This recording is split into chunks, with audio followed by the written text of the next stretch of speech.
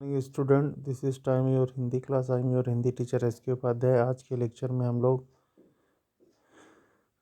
कृतिका के चैप्टर 4 माटी वाली के नेक्स्ट लेक्चर को पढ़ेंगे, जिसमें इसका फर्स्ट जो है लेक्चर हो चुका है। इसके आगे कंटिन्यू करेंगे कि माटी वाली जो है कंटर को इस्तेमाल में लाने से पहले वह उसके ऊपरी ढक्कन को काटकर निकाल फेंकती है। ढक्कन के न रहने पर कंटर के अंदर मिट्टी भरने और फिर उसे खाली करने में आसानी रहती है। उसके कंटर को ज़मीन पर रखते रखते सामने के घर से 9-10 साल की एक छोटी लड़की कामिनी दौड़ती हुई वहां पहुंची और उसके सामने खड़ी हो गई। फिर माटी वाली और उस लड़की के बीच में वार्तालाप होता है। मेरी माँ ने कहा है ज़रा हमारे यहाँ भी आ जाना। अभी आती हूँ, माटी वाली का कहना है। घर की मालकिन ने माटी वाली को अपने कंटर की माटी कच्चे आंगन के एक कोने पर उड़ेल देने को कह दिया। तू बहुत भाग्यवान है, वो घर की मालकिन माटी वाली को कहती है, और कहती है कि चाय के टाइम पर आई है, मतलब चाय के समय पर आई है। हमारे घर भाग्यवान आए खाते वक्त। हमारे घर मतलब जो खाते समय आता है वो बहुत भाग्यवान होता है। वह अपनी रसोई में गई और 2 रोटियां लेती आई। रोटियां उसे सौंपकर वह फिर अपनी रसोई में घुस गई। माटी वाली के पास अपने अच्छे या बुरे भाग्य के बारे में ज़्यादा सोचने का वक्त नहीं था। मतलब माटी वाली के साथ भी बहुत परेशानियां थीं, लेकिन उन परेशानियों के विषय पर उसे सोचने और विचार करने का उसके पास समय ही नहीं था।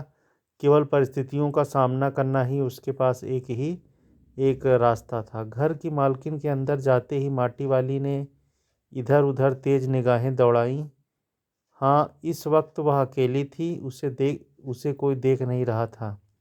उसने फौरन अपने सिर पर धरे ढिल्ले के कपड़े के मोड़ों की हड़बड़ी में एक झटके में खोला और उसे सीधा कर दिया। फिर इकहरा खुल जाने के बाद वह एक पुरानी चादर के एक फटे हुए कपड़े के रूप में प्रकट हुआ।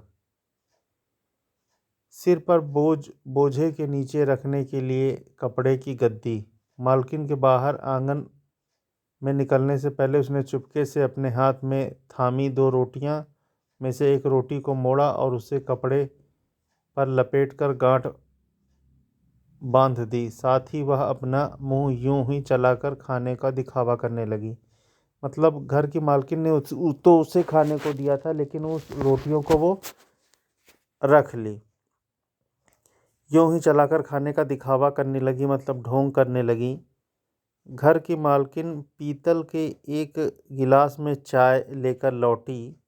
उसने वह गिलास बुढ़िया के पास ज़मीन पर रख दिया। वे माटी वाली के पास, ले, सद्दा बासी साग कुछ है नहीं, अभी इसी चाय के साथ निकल जा।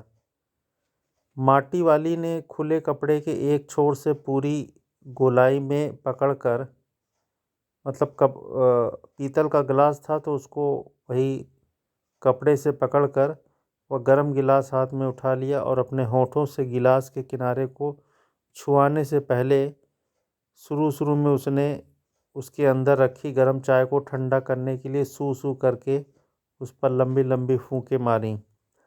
तब रोटी को टुकड़े को चबाते हुए धीरे धीरे चाय सुड़कने लगी। चाय तो बहुत अच्छा साग हो जाती है ठकुराइन जी। भूख तो अपने में एक साग होती है बुढ़िया। भूख मीठी की भोजन मीठा। वो मालकिन पूछती है उस माटी वाले से कि क्या मीठा होता है, भूख मीठी होती है कि भोजन मीठा होता है? तुमने अभी तक पीतल के गिलास संभाल कर रखे हैं? माटी वाली उस मालकिन से कहती है, पूरे बाजार में और किसी घर में अब नहीं मिल सकते ये गिलास। इनके खरीदार कई बार हमारे घर के चक्कर काट कर लौट गए। पुरखों की गाढ़ी कमाई से हासिल की गई चीज़ों को हराम के भाव बेचने को मेरा दिल गवाही नहीं देता। मालकिन कहती है कि मतलब उसके पूर्वज ने इन गिलासों को खरीदा था, बनाया था गृहस्थी। अब उन गिलासों को बेच करके नए चलन या नए रीति रिवाज के अनुसार गिलासों को रखना का उस मालकिन का दिल जो है गवारा नहीं करता। हमें क्या मालूम कैसी तंगी के दिनों में हमने जीभ पर कोई स्वादिष्ट चटपटी चीज़ रखने के बजाय मन मसोस कर दो दो पैसे जमा करते रहने के बाद खरीदी होंगी। मतलब पूर्वजों के बारे में कह रही हैं। उन्होंने ये तमाम चीज़ें जिनकी हमारे लोगों की नज़रों में अब कोई कीमत नहीं रह गई है, बाजार में जाकर पीतल का भाव पूछो जरा, दाम सुनकर दिमाग चकराने लगता है।